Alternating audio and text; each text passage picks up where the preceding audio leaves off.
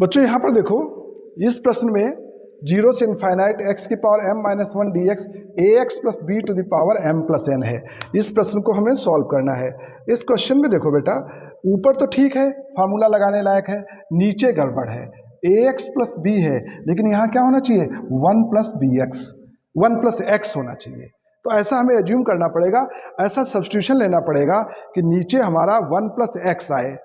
1 आने के लिए एक तो b कॉमन होना चाहिए, b कॉमन होना चाहिए, यानी b का मल्टीप्लिकेशन होना चाहिए। तो बच्चों यदि हम ऐसा सब्स्टिट्यूशन ले लेते हैं, इस टाइप का कोई सब्स्टिट्यूशन ले लें कि ax इजुकल टू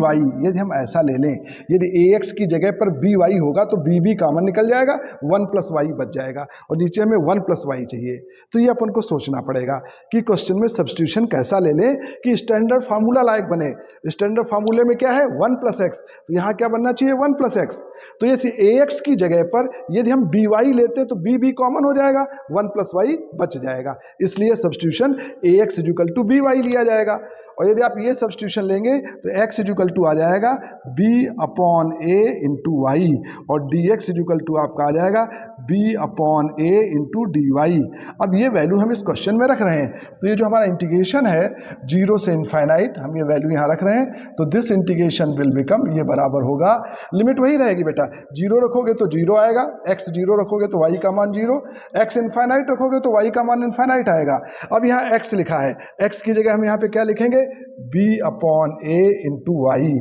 इसका whole to the power m-1, okay, upon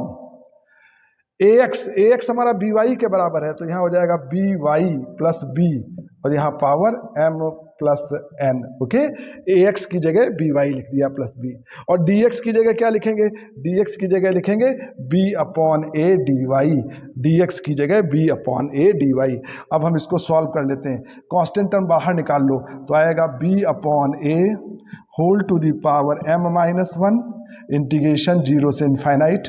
और एक b अपॉन ए ये भी बचा हुआ बेटा, तो ये पावर इसमें एक ऐड कर दो, तो ये b अपॉन ए एडजस्ट हो गया, इसमें से b कॉमन ले लो, है ना, तो ये 1 अपॉन b कॉमन लेंगे तो b का पावर m प्लस n बचेगा, है ना। b का पावर क्या बचेगा, देखो ध्यानपूर्वक भाई, ये b कॉमन लोगे तो ये पावर भी तो कॉमन आ जाएगा, तो यहाँ पे फिर तुम्हारा ऊपर तो बचेगा y to the power m-1 dy,